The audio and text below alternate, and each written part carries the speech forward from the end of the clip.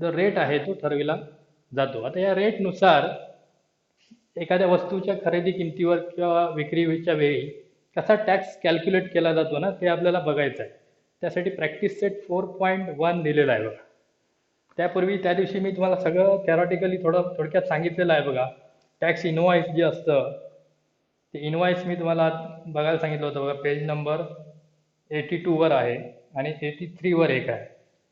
अरे टॅक्स इनवॉइसमध्ये काही गोष्टी महत्त्वाच्या तुम्हाला मी सांगितल्या होत्या. हा, टॅक्स इनवॉइस म्हणजे पावती, आपल्याला बिल देतं दुकानदार ते म्हणजे टॅक्स इनवॉइस. त्यामध्ये काय काय असतं ते तुम्हाला सांगितलं होतं. आधी दुकानाचं नाव असतं, त्याचा ॲड्रेस असतो, मोबाईल नंबर असतो, ईमेल ॲड्रेस असेल तर असतो, हा इनवॉइसचा नंबर असतो आणि महत्त्वाचं म्हणजे त्या ठिकाणी GSTIN असा एक नंबर असतो.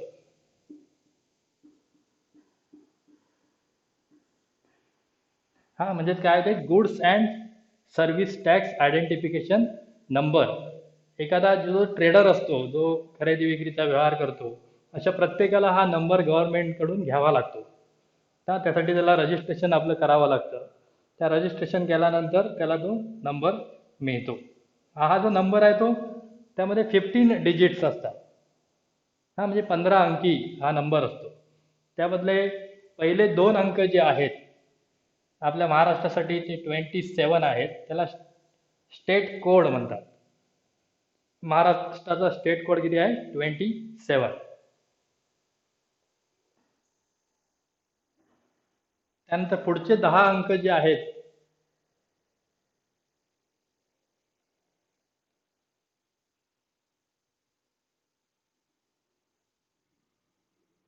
पुढचे 10 अंक जे आहेत तो म्हणजे काय असतो?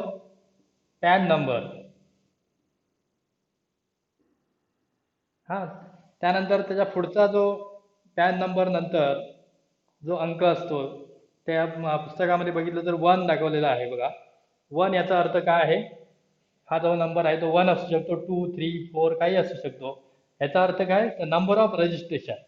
या पर्टिक्युलर पॅन नंबर असणाऱ्या व्यक्तीचे किंवा त्या संस्थेची किंवा त्या दुकानाची अशी रजिस्ट्रेशन किती आहेत, या GSTIN नंबरसाठी किती रजिस्ट्रेशन त्यांनी केलेली आहे, हा ते तो नंबर दाखवतो. हा तो एकच असेल याचा अर्थ एकच रजिस्ट्रेशन आहे म्हणून नंबर 1 दिलेला आहे. त्यानंतर झेड हे सगळ्यांसाठी बाय डिफॉल्ट आहे, कॉमन आहे. आणि शेवटचा जो अंक असतो तो 5. या नंबरवरून या GSTIN हा जो नंबर आहे त्याची व्हॅलिडिटी समजते. तो व्हॅलिड आहे की अनव्हॅलिड आहे, हा म्हणजे तो योग्य आहे की अयोग्य आहे हे दाखवण्यासाठी तो नंबर आहे. असे यामध्ये 15 डिजिट्स आहेत.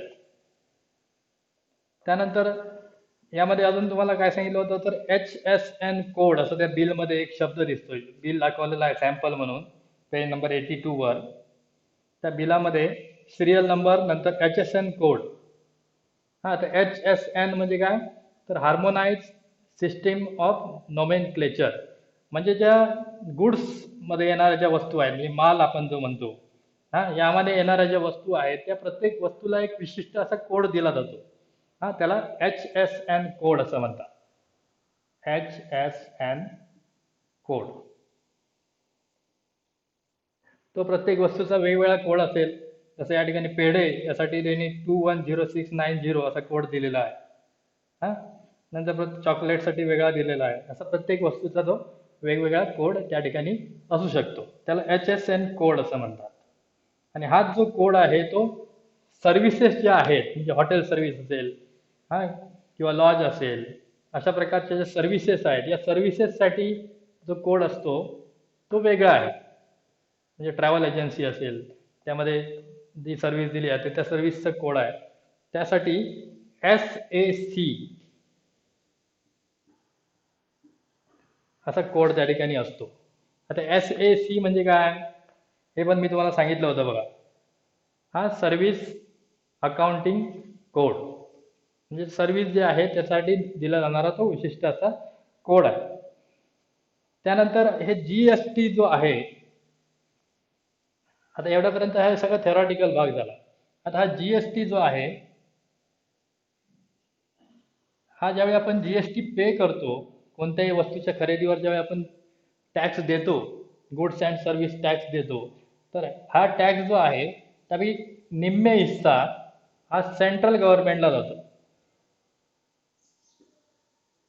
सेंट्रल गव्हर्नमेंट, आणि त्याचा निम्मे हिस्सा हा स्टेट गव्हर्नमेंटला जातो. आता जो सेंट्रल गव्हर्नमेंटला जो निम्मे हिस्सा जातो, निम्मे भाग जो जातो,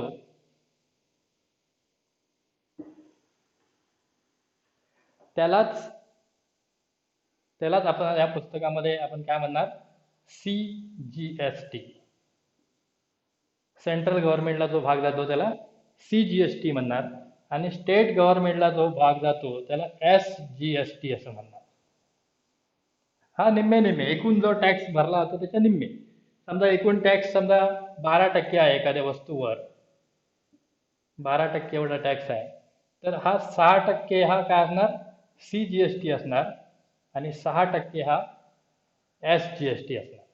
हा अशा प्रकारचं त्याचं विभाजन असतं. आणि आपण पे केलेला जो टॅक्स आहे तो सेंट्रल गव्हर्नमेंट थ्रू स्टेट गव्हर्नमेंटकडे जमा होत असतो.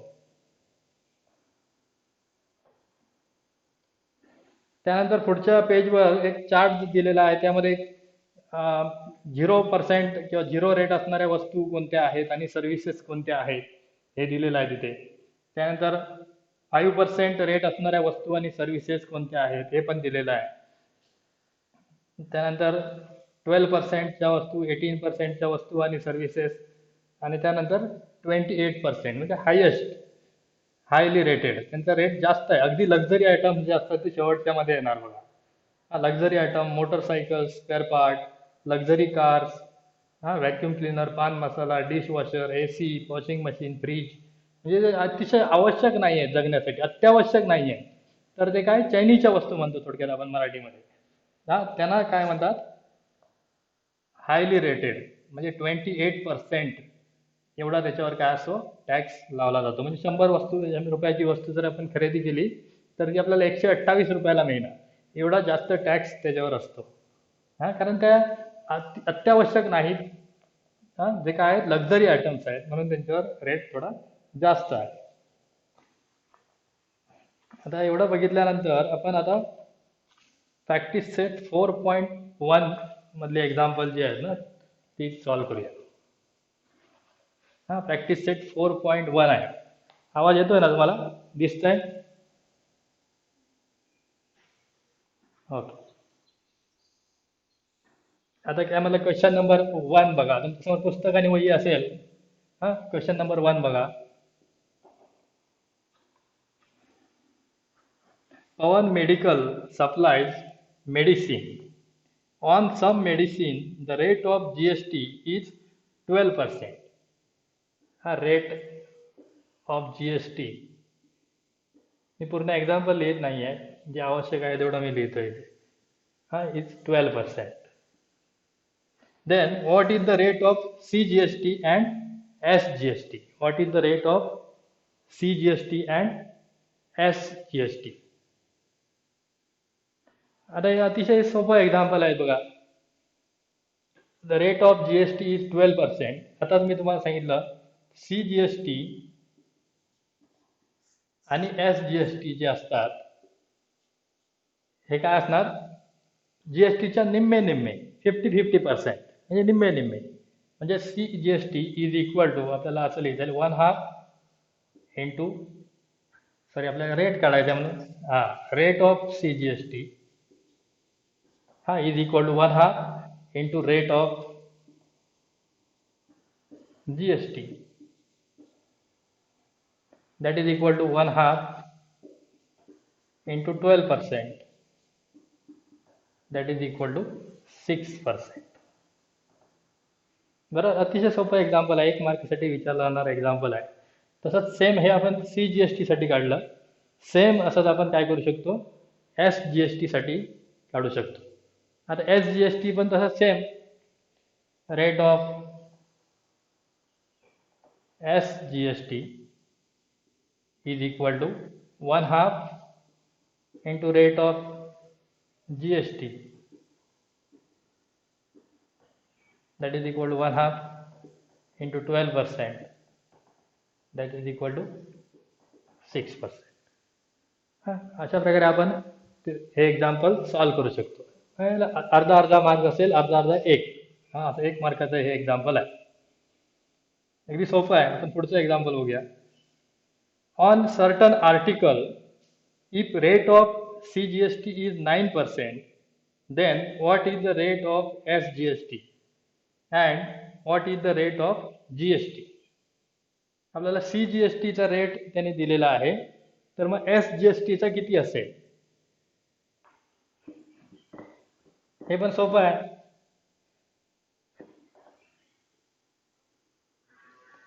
Rate of CGST is equal to 9%.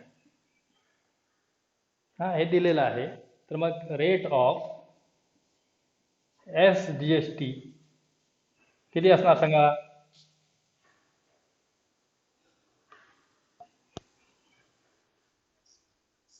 Same असणार 9%. बरोबर. कारण CGST आणि SGST हे दोन्ही सेम असतात आणि ते GSTच्या निम्मे असतात. मग रेट ऑफ GST किती असणार? 2 into 9 that is equal to किती असणार? 18%. बरोबर.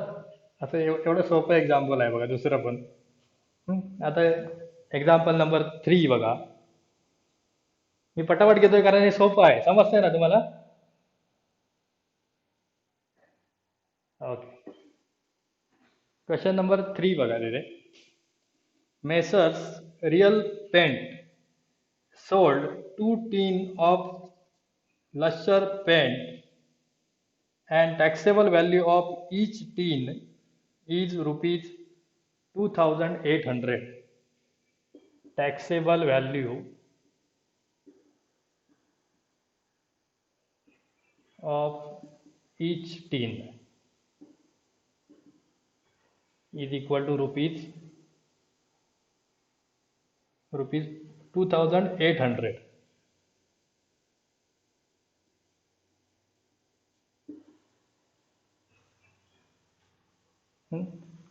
पुढे, if the rate of GST is 28%,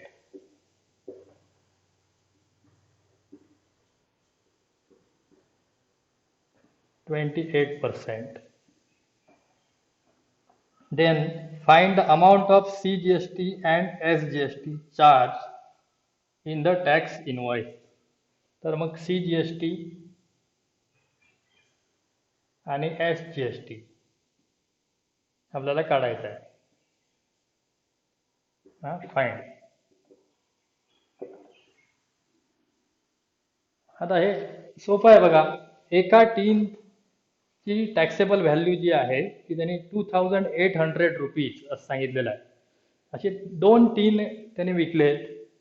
मग आपल्याला माहिती आहे त्या वाक्य आधी आपल्या येणार बघा. Taxable value of each tin is rupees 2,800. Therefore taxable value. Taxable value म्हणजेच काय? ज्याच्यावर आपल्याला टॅक्स चार्ज करायचा आहे, ज्याच्यावर आपल्याला कर आकारायचा आहे, अशी value of 2 tin is equal to 2 into 2,800. एकाची आहे 2,800, तर दोघांची त्याची दुप्पट. That is equal to rupees किती होणार? 5,600. This is the taxable value, ज्याच्यावर आपल्याला चार्ज काय करायचा आहे? आकारायचा आहे, ज्याच्यावर आपल्याला टॅक्स आकारायचा आहे. देअरफॉर आता आपण यावरून GST आधी काढणार. GST इज इक्वल टू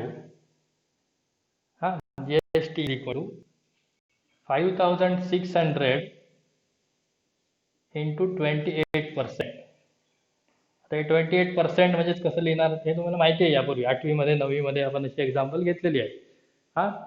28% काढायचं आहे म्हणजे 28 भागिले 100 करतो आपण. हे माहिती आहे का ना? ओके. आता आपण भाग लावू शकतो.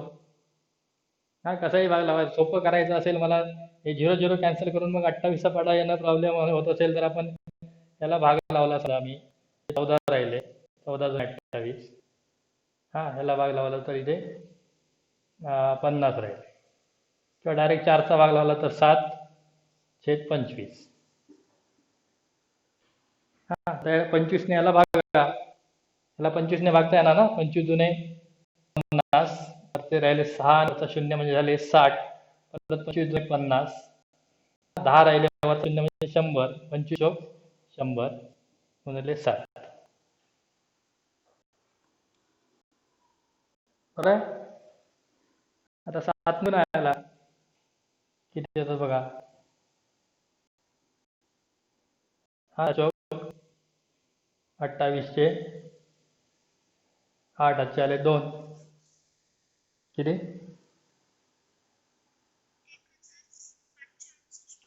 हा 1000.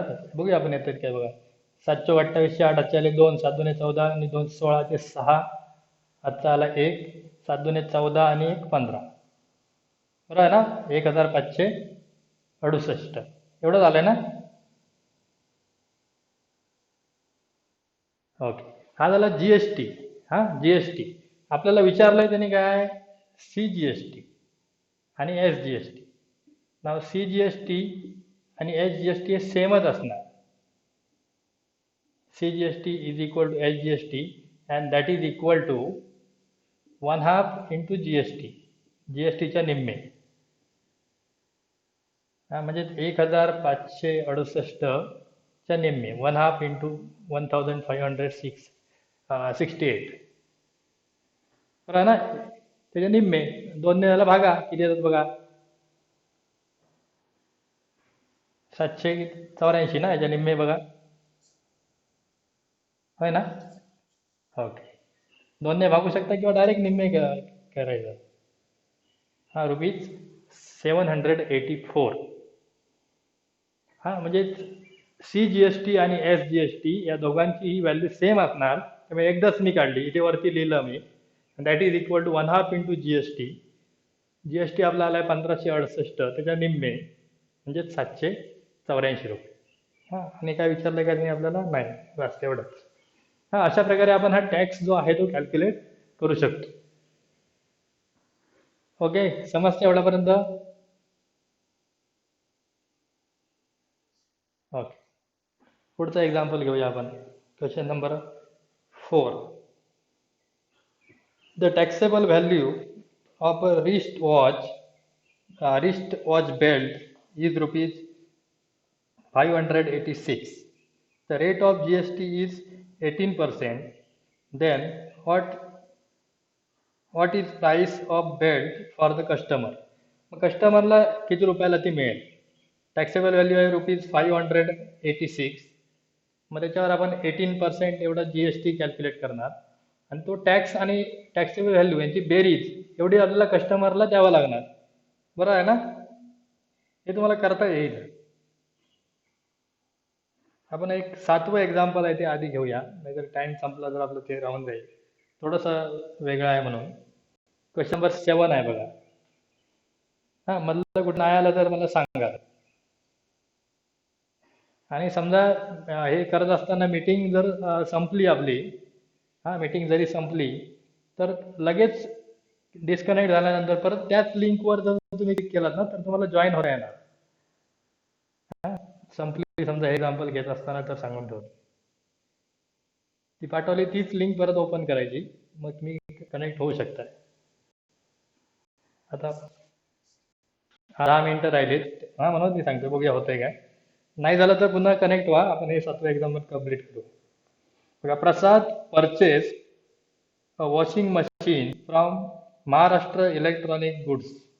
हा, महाराष्ट्र इलेक्ट्रॉनिक गुड्स या दुकानातून प्रसादने एक वॉशिंग मशीन खरेदी केली. The discount was 5% given on printed price ₹40,000. 40,000 एवढी प्रिंटेड प्राइस आहे. त्यात काय घेतली त्याने, वॉशिंग मशीन. हा, त्याच्या 5% एवढा त्याने डिस्काउंट दुकानदाराने त्याला दिला. हा, rate of GST was 28%. Rate of GST 28%. या ठिकाणी टॅक्सेबल व्हॅल्यू जी आहे ती सुरुवातीला किती आहे 40,000 आहे. ₹40,000. नंतर डिस्काउंट त्याच्यावर आहे 5%. Find the purchase price of washing machine. Also find the amount of CGST and SGST shown in the tax invoice. Purchase value आपल्याला काढायची आहे आणि CGST आणि SGST काढायचं आहे. आता या एक्झाम्पलमध्ये थोडंसं जम्बलिंग होऊ शकतं की आधी 28% 40,000 काढायचे का आणि मग त्याच्यावर 5% डिस्काउंट द्यायचा का? तर नाही. डिस्काउंट जो आहे तो टॅक्सेबल व्हॅल्यूवर आहे. तिथे त्यांनी क्लिअर दिलेला आहे. डिस्काउंट जो आहे तो कशावर आहे? टॅक्सेबल व्हॅल्यूवर आहे. म्हणून आधी डिस्काउंट काढून घ्यायचा. डिस्काउंट इज इक्वल टू 40,000 ही जी टॅक्सेबल व्हॅल्यू आहे किंवा प्रिंटेड प्राइस म्हणतो आपण त्याला त्याच्या 5%. एवढं आहे. म्हणजे किती येणार ते कॅल्क्युलेट करा. 0 समजा आपण कॅन्सल केले तर 4 20 आणि 2 शून्य ₹2,000. मग ही प्रिंटेड प्राइस जी होती 40,000 त्याच्यावर डिस्काउंट त्याला किती मिळाला 2,000. त्यामुळे आता ही टॅक्सेबल व्हॅल्यू जी होती ती टॅक्सेबल व्हॅल्यू राहिली नाही डिस्काउंट दिल्यामुळे. आता मग टॅक्सेबल व्हॅल्यू अशी येणार taxable value is equal to 40,000 minus discount 2,000. That will be equal to 38,000. ₹38,000. आता ही झाली त्याची टॅक्सेबल व्हॅल्यू. ह्याच्यावर आता आपल्याला टॅक्स काढावा लागणार जो GST काय आहे तो. मग आता आपल्याला काढता येईल.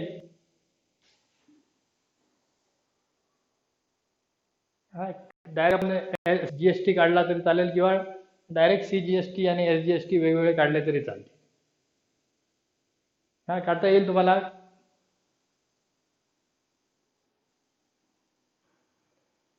समजा आपण निम्मे असतं आपल्याला माहिती आहे CGST इज इक्वल टू तुम्ही आता सगळं लिहित नाही ते लिहिलं पाहिजे.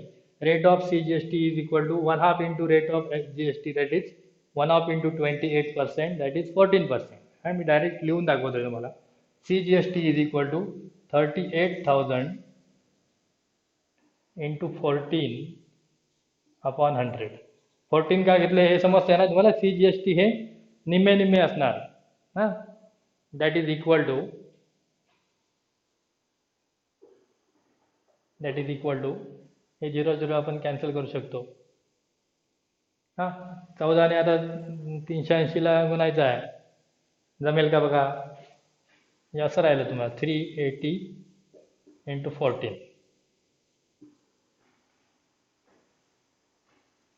किती येणार बघा. 14 ने म्हणा.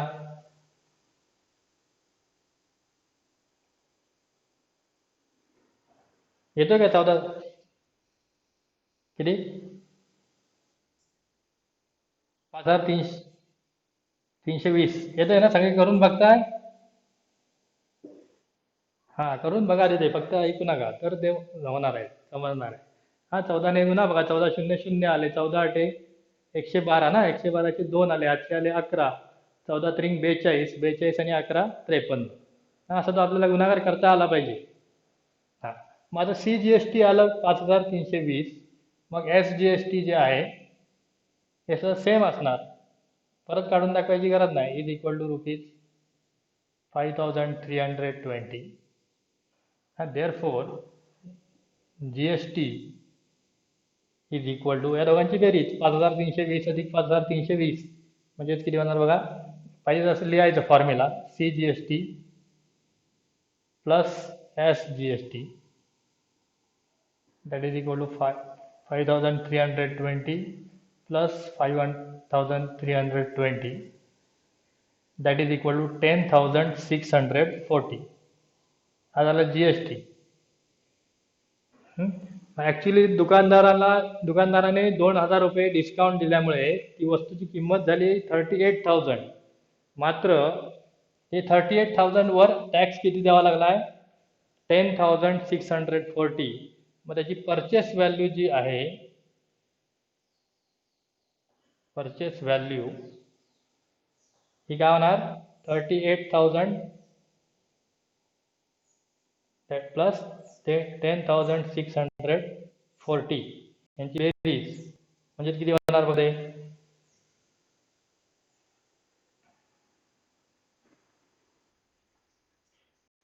हा 48,640. एवढं रुपये काय करावं लागणार? द्यावे लागणार जो खरेदी करतोय त्याला. That is the purchase value for customer. आपण हे काढलं, परचेस व्हॅल्यू काढली, CGST आणि SGST काढलं. एवढ्या गोष्टी त्यामध्ये आपल्याला काढायच्या होत्या. समजतंय मला?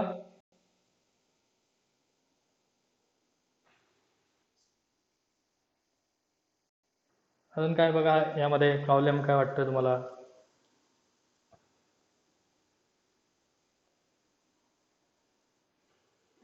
व्यवस्थित क्लिअर दिसतंय आज?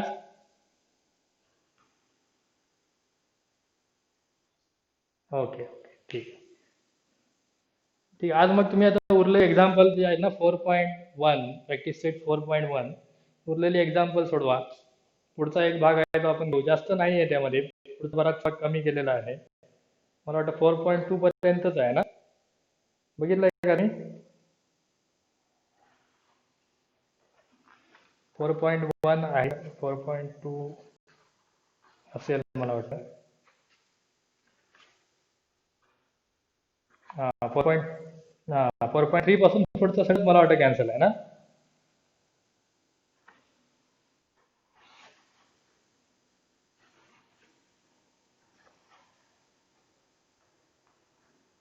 फोर पॉईंट 4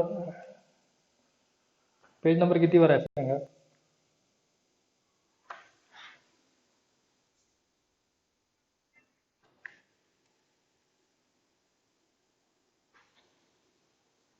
फोर 4.4 नसणार, कारण त्याच्या आधीच शेअर्स वगैरे काय नाहीच आहे ना?